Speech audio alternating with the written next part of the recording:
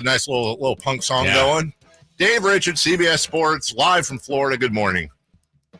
Good morning. It's probably the coolest thing about this segment is that intro. Wow. Shade at the rest. Serious. Jeez.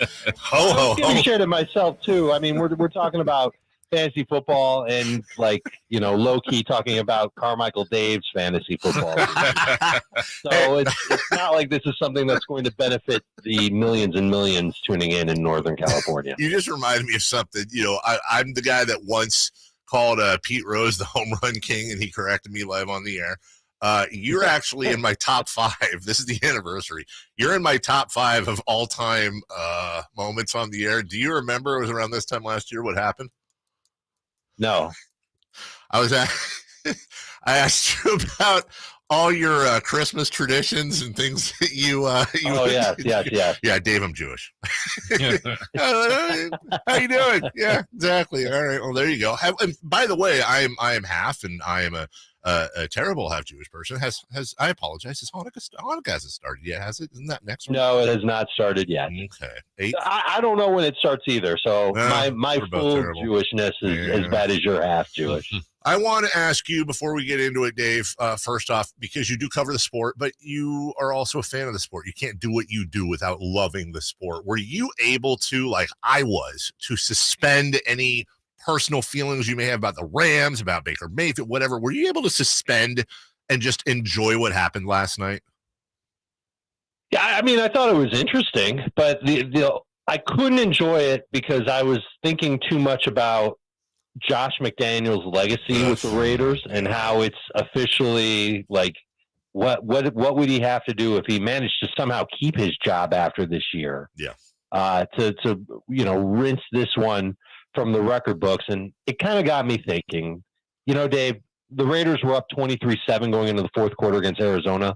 They lost that game by 6 in overtime. Yep. They got blown out 24-0 against Andy Dalton and the Saints. They were up 20-7 with less than a minute and a half against Jacksonville, and they didn't score in the second half. They lost that game. They lost to the Colts with Jeff Saturday making his debut as the interim head coach. And then yesterday they lost to Baker Mayfield, who hasn't even been with the Rams for 48 hours, just comes in there, and he's off target, Dave. This is an official stat. 25.7% of his passes last night were off target. The Raiders lose that game. And then I got to thinking about his time in Denver. He won his first 6 games there. Then he lost 8 of his last 10. He lost 17 of his last 22 games. I'm thinking that maybe he's not a good coach.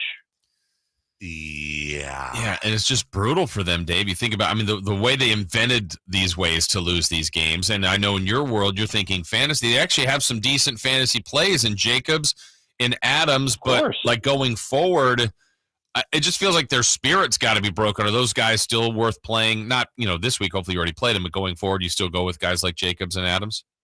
Yeah, everybody played those guys. So, and I think they will moving forward so long as the finger isn't an issue for Jacobs. And I'm sure Jacobs wants to finish the year leading the NFL in rushing, being the main running back. Remember, he's in a contract here. Yeah. So anything he can do to try and get himself paid, he's going to want to do. So playing through a finger injury probably is not going to be a problem for him. And I was kind of getting the feeling that Derek Carr was playing some YOLO ball anyway and just throwing it to Devontae Adams a ton. And we saw that going into this game. But he only caught up with him on 3 passes, only 7 targets. Carr only threw 20 times. There's nothing that I can tell you that's going to dissuade you from using Devontae Adams. He's still going to be great for fantasy.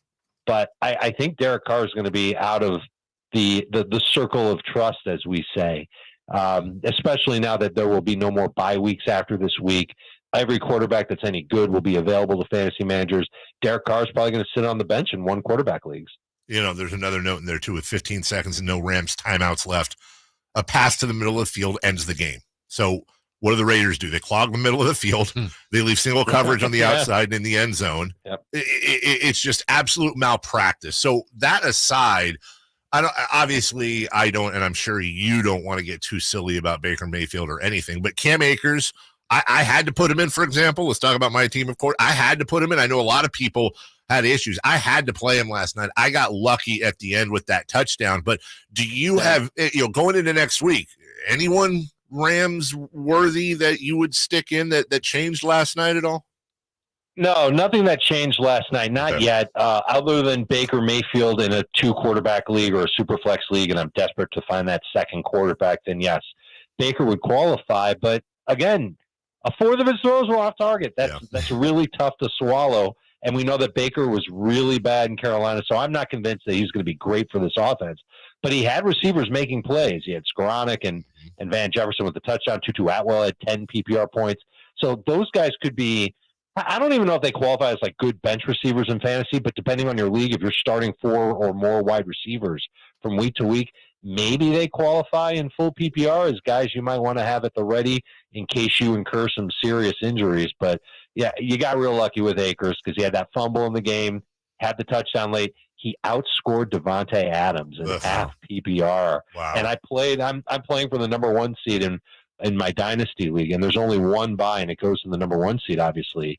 I went up against Adams, and I had to start Cam Akers because I had a running back on bye. That worked out for me. I don't think that's going to work out most weeks, though.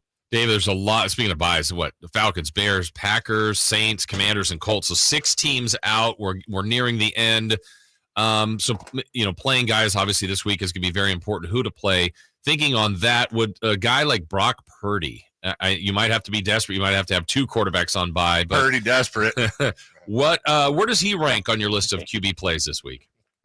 He's going to be a number 2 fantasy quarterback, and I was actually encouraged by how he played. Coming off the bench, he looked worse in the first half than the second half, but he was making throws on the run. He was making progressions. He threw, I wouldn't say deep downfield, but certainly short area and intermediate targets.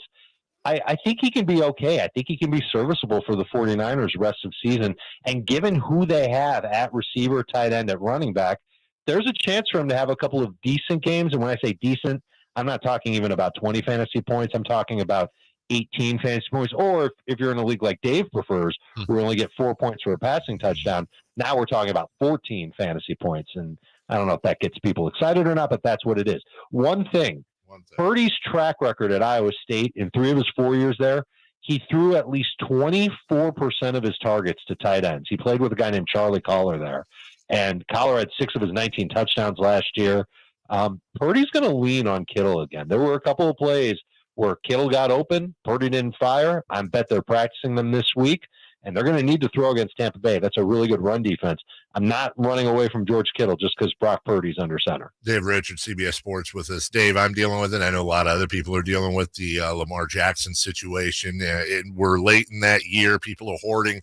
Anyone out there, any matchups you see that might help people out?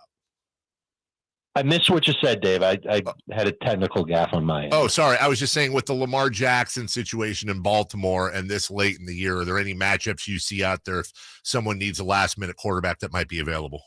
Yeah, sure. Jared Goff, if he's out there, and that'll probably be more in 10-team leagues, he's somebody that you could go after.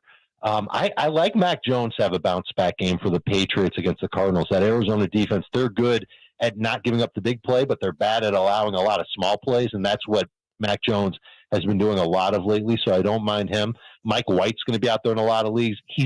I don't like his matchup, but in a pinch, he's going to be fine. But moving forward after this week, the schedule's great. I think you could look at Mike White as a potential borderline starter after this week, provided he holds on to the job, and I think he will. And if all those guys are gone, I wouldn't even go. I know that Huntley's going to be an exciting name. This week, I don't like him at all. Do you know how many career games Lamar Jackson has with 20 or more fantasy points against the Steelers? 5? None. Oh, 9. Wow. It's 0. The number is 0. And so I don't like Huntley's chances to get there if Lamar could never get there. I would start Brock Purdy over Tyler Huntley this week. Want to serve the listeners here just a couple of quick ones. James Cook or Samaje Perine in PPR? It looks like Joe Mixon's going to play, so that's going to limit Perine's workload. I would rather start Cook. And this is one of my favorites from the text line. Help. Fields on a bye. Jackson out with injury. I have Poopy on the waiver wire. Huntley, Wilson, Tannehill, Pickett, or Darnold? That is Poopy. I think in this case, I'd go with Huntley. Okay. That is poopy. Poopy. What is not poopy, though, is your advice and your broadcast and all the ways that we can disseminate your wonderful brain work and people watch, see, and hear you. On CBS Sports HQ, starting at 9 a.m., we'll be going over every single game on the Sunday slate, including a DFS pick, a player prop, start and sit, It's an all-encompassing preview to help people dominate in Week 14. And what a week it's going to be, Dave. And Jason mentioned it, 6 teams on bye, fantasy playoff berths on the line. Just absolute zaniness, and it got off to a zany start on Thursday. I'll see you at 9 a.m. on CBSSportsHQ.com. Other people do some encompassing. They do all encompassing, Yes. and that's the only encompassing way to go. Dave Richard, CBS Sports. Check him out. Follow him on Twitter. He appears with us every week at 7:27. Thank you, David. Have a wonderful weekend. Happy